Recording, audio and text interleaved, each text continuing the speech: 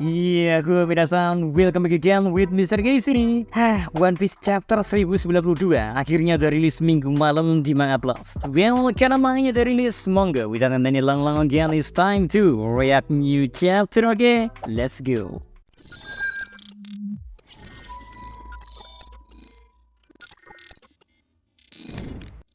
Judul chapter terbaru ya, Angkan Kuma Sang Tiran di Tanah Suci. Yap, seperti biasanya kalau udah nama seorang di judul chapter, berarti fokus dari chapter itu bakalan berfokus ke orang tersebut. Makanya nggak aneh kalau Kuma bakalan menjadi fokus di chapter kali ini.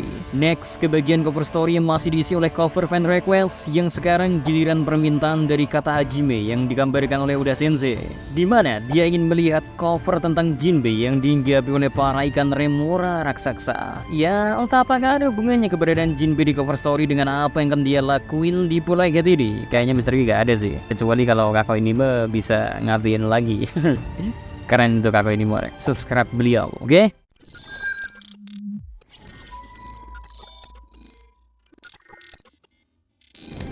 And now masuk ke menu utamanya yang dibuka langsung oleh momen Kuma yang ternyata sudah sampai di depan kastil dari Marijoa. Sehingga sorak-sorak dari para penjaga yang berteriak memberitahu kembalinya sang budak tak terkalahkan itu. Ditambah dengan perintah ke para penjaga untuk menghentikan Kuma terdengar beriringan di momen yang sama. Namun meski sudah dikelilingi oleh banyak penjaga dan coba dirantai agar bisa dijatuhkan ke tanah, Kuma yang posisinya sudah kehilangan kendali atas dirinya sendiri, nyatanya masih sulit untuk diatasi oleh para penjaga di Marijoa. Bahkan tak lama Kuma terlihat bergerak dengan cukup aneh layaknya sebuah robot rusak. Akan tetapi ya, secara tiba-tiba ya Kuma menggunakan kekuatan Ursus Shock miliknya. Maka dari itu sebuah telapak tangan dalam ukuran besar yang akan memberikan gelombang kejut tiba-tiba muncul di sonore. Para penjaga yang semula terlihat mencoba menangkap Kuma langsung terpental dan hanya tersisa Kuma seorang diri mencoba kembali bangkit. Meski di sekelilingnya kerusakan atas gelombang kejut milik Kuma itu begitu terasa, tapi di kejauhan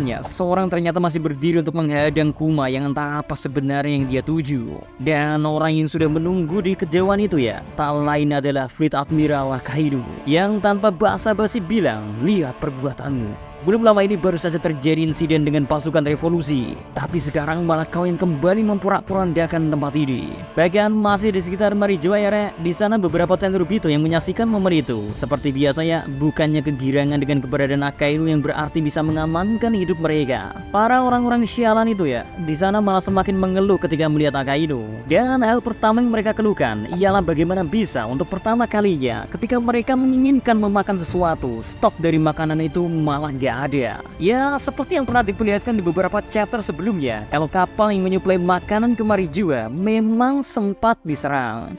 Kayaknya sekarang puncak kekurangan makanan memang sedang terjadi di sore. Jadi kalau biasanya mereka hidup dengan sangat nyaman dan bertindak layaknya setan, sekarang untuk pertama kalinya mereka baru merasakan kalau sesuatu yang mereka inginkan tak bisa didapatkan semudah itu. Ya enak aja ya, hal-hal yang mentang-mentang punya kuasa, rasain lu, gitu aja. Lanjut, seakan tahu ada yang lebih penting dari membicarakan makanan di momen ini, para Tenryubito yang ada di sana pun dengan masih merajuk karena mereka merasa Akainu lah yang bertanggung jawab atas keadaan yang terjadi saat ini, yang mana mereka para setan ya sampai bisa terluka. Makanya mereka menyuruh Asuino untuk segera mengalahkan Kuma agar bisa langsung dieksekusi si Kumanya.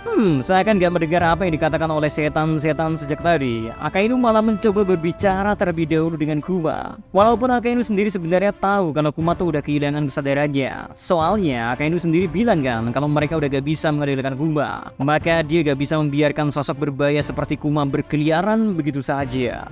Sambil lanjut berbicara kalau sebenarnya mau kemana Kuma ini ya, padahal saat ini dia gak ada bedanya dengan orang mati. Akainu pun mengayunkan tangannya untuk menyerang dan menggunakan serangan Meigu yang membuat hampir setengah kepala dari Kuma terluka. Yang bahkan membingungkannya ya, entah apa yang terjadi kembali kepada Kuma, tapi setelah menerima serangan itu, Kuma kembali berlari untuk mencoba kabur dari Marijoa. Dan seketika ya, Kuma menghilang dengan cara yang sangat deja vu seperti saat dia sedang bersama pasukan revolusi. Lalu kita berlanjut ke sebuah flashback ke momen Akainu yang baru saja menenangkan Boni. Dan di situ dia memberitahu Boni kalau ayahnya sendirilah yang mengajukan diri untuk menjadi senjata tempur. Aduh, sebuah ucapan yang tentu masih belum bisa diterima dan dianggap bohong oleh Boni hingga detik ini. Karena jauh di lubuk hatinya ya Bonnie percaya kalau ayahnya gak mungkin meninggalkan dirinya begitu saja. Nah menariknya saat momen flashback selesai, Akainu menutup insiden penyerangan Marijua oleh Kuma ini dengan sedikit tanda tanya. Karena Akainu berkata, "Kemana tujuanmu sebenarnya?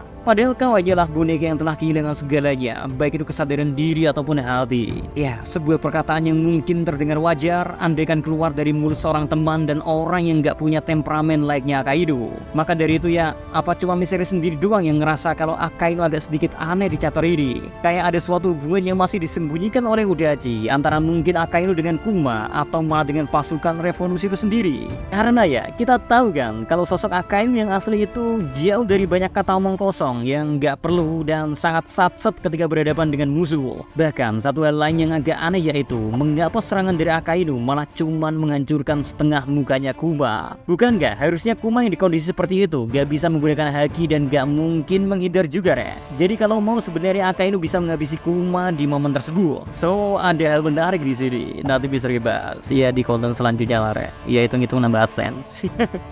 Sementara itu momen selanjutnya harus pindah dulu ke Pulau Egeat, di mana di situ ya posisinya sekarang Angkatan Laut sudah mulai membalikan keadaan. Berkat kembalinya pacifista baru berada di bawah kontrol mereka. Ditambah monster-monster Sea Beast pun telah berhasil dijatuhkan sesuai perintah Sengai Garcia 1.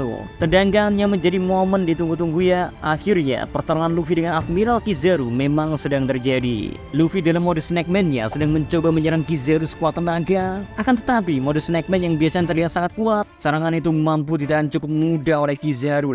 Walaupun Kizaru sendiri berkata kalau perkataan Luffy kalau mereka sekarang 100 kali lebih kuat itu kayaknya bener juga. Apalagi udah bisa mengalahkan Kaido. Kau memang sudah bertambah kuat. Hanya saja ya Kizaru penasaran mengapa bajak laut seperti Luffy mau melindungi Dr. Vegapunk. Di sisi lain sambil terus melanjutkan serangannya, Luffy bukannya menjawab, dia malah balik bertanya, mengapa Kizaru ingin membunuh Dr. Vegapunk? Jawaban Kizaru cukup membingungkan Mr. G. Dia ngejawab, "Aku tidak ingin kok." Kizaru menjawab sambil terbang mundur dengan sangat cepat. "Itu tidak seperti aku ingin membunuh Dr. Vegapunk karena aku telah mengenalnya untuk waktu yang lama. Sekarang tolong jangan mengganggu." Sambil berkata seperti itu, Kizaru diperlihatkan terbang kembali mendekat ke arah Luffy dengan sangat amat cepat. Di momen itu pun Kizaru masih sempat bilang kalau pada akhirnya akselerasi adalah kekuatan. Dan di momen selanjutnya kita dikasih lihat kalau Luffy ditendang dan terlempar sangat amat jauh. Sampai-sampai Vega Force One yang berada di bawah rusak terkena benturan dari Luffy itu re. Beruntung Franky dan Sanigo yang berada di situ bisa selamat, soalnya Vega Force One lanjut diperlihatkan meledak karena hal itu. Terus sedikit kilas balik ke momen Dr. Vegapunk yang pertama kali memperkenalkan robot raksasanya ke Kizaru pun diperlihatin re. But yang lebih menarik sebenarnya ya, ada satu pertanyaan, mengapa Luffy tak bisa menahan atau menghindari serangan dari Kizaru yang sangat cepat itu? Apakah Luffy tak bisa menghindarinya karena saking cepatnya gerakan dari Kizaru, atau malah Luffy gak bisa menghindar atau menahan? Karena serangan cepat Kizaru itu memantulkan cahaya yang membuat matanya silau dan haki pun seolah tak bekerja. Mungkinkah ini juga menjelaskan mengapa Kizaru terlihat menggunakan kacamata saat bertarung re? Karena itu kayaknya bukan untuk gaya-gayaan doang ya, melainkan memiliki fungsi untuk menahan cahaya yang muncul berkat kekuatannya sendiri. Nah, beres menendang Luffy, kali ini giliran Kizaru untuk bertemu Bonnie yang terlempar dalam Vega Force One yang hancur. Di situ rasa nostalgia begitu terasa karena Kizaru yang pernah melihat Bonnie sejak dia kecil. Kizaru mencoba memprovokasi Bonnie dengan bilang kalau dia di sini datang untuk membunuh orang yang dia benci, yaitu Dr. Vegapunk. Tapi Bonnie menjawab kalau dia sudah berubah. Dan di situ Bonnie mencoba menyerang Admiral Kizaru. Hanya saja ya serangannya gagal dan malah giliran Bonnie yang ditendang menjauh oleh sang Admiral. Ingin mencoba membantu Bonnie dengan menggunakan beam miliknya. Franky sudah bersiap menembakkannya, tiba-tiba saja tersadar kalau Kizaru tiba-tiba sudah gak ada di sono re. Yaps, dengan cepat Franky pun langsung tersadar kalau Dr. Vegapunk dalam bahaya. Makanya dia pun mencoba berkomunikasi dengan orang yang berada di ruang komando. Oh ya, sebelum misteri lanjut, kita sedikit mundur ya. Ketika Kizaru bertemu Bonnie, ternyata ada satu fakta menarik kalau emang Kizaru itu dekat dengan Bonnie, berarti kan dia dekat dengan Kuma. Nah ini menarik, bisa mengembang kemana-mana. Nanti bisa kita bahas lagi ya di konten selanjutnya. Nantikan aja, konten-konten ini udah ada 2 konten nih yang menarik di chapter kali ini. Lanjut, di sisi lain Dr. Vegapunk dan yang lainnya yang berada di ruang komando, mereka ternyata baru saja berhasil memecahkan kode yang dibuat oleh York, yang berarti mereka bisa kapan saja menurunkan pelindung yang menghalangi rencana kabur mereka. Ya, baru saja ingin mengabarkan Franky tentang hal itu untuk bertanya apakah Vega Force One sudah membawa Sanigo ke belakang pulau atau belum. Tiba-tiba saja Kizaru sudah berada di ruang kontrol sambil berkata, rencana pelarianmu telah gagal. Seakan gak mau langsung menghabisi Dr. Vegapunk karena misinya adalah menghabisi dia. Kizaru berbicara terlebih dahulu ke Stella karena dia gak mau ada kesalahpahaman, dan bagi Kizaru pun misi ini bukanlah misi yang mudah. Tapi kayaknya ya, banyak bicara di momen seperti itu bukanlah tindakan yang pintar. Karena Urba Sencho dalam wujud Gear 5-nya tiba-tiba saja muncul dan menangkap Kizaru dengan tangan kirinya. Yaps, dengan munculnya wujud Gear 5 Luffy, pertarungan lebih serius antara Luffy yang saat ini sudah merupakan seorang Yonko dengan Admiral pun akan segera terjadi. Ditambah entah kenapa ya, saat memasuki wujud Gear 5-nya, kemampuan dari Luffy itu kemungkinan memancing bangkitnya robot kuno raksasa yang berada di Pulau Egel. Apakah kekuatan Nika adalah sumber energi bagi kerajaan kuno dahulu sehingga bisa membangkitkan robot kuno yang telah lama mati itu? Atau adakah hal lain yang membangkitkan robot itu? Sebenarnya Mr. G udah tahu jawaban gilanya, alias bukan jawaban sih, prediksinya. Tapi seperti Mr. G bilang, nantikan di kontennya, kali ini berhubungan dengan musik. Konten lainnya maksudnya. Berarti 3 konten untuk chapter kali ini. Nantikan aja nantikan. Tetap stay tune di Animedia. Dan apakah setelah hancurnya Vega Force One yang merupakan satu-satunya robot yang bisa membantu mereka semua kabur, peran itu nantinya bakal diganti oleh robot kuno yang telah lama menjadi bangkai di Pulau Egel? Wah, makin gak bisa ditebak aja kan sebenarnya apa yang bakal terjadi ke depannya. Lalu bakal jadi seperti apa nasib dari Dr. Vegapunk dan yang lainnya? Kita tunggu aja dengan sabar di chapter selanjutnya, karena untungnya no break next week alias bener-bener ada chapter lanjutan langsung minggu depan ya, Senin Selasa spoiler lah, oke?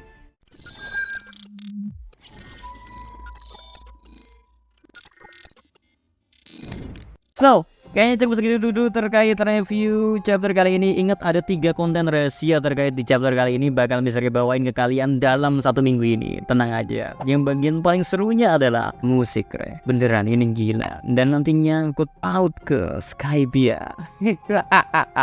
So, see you next time. Adi Segarim Belos, this is everyone. Salam, Adibedia.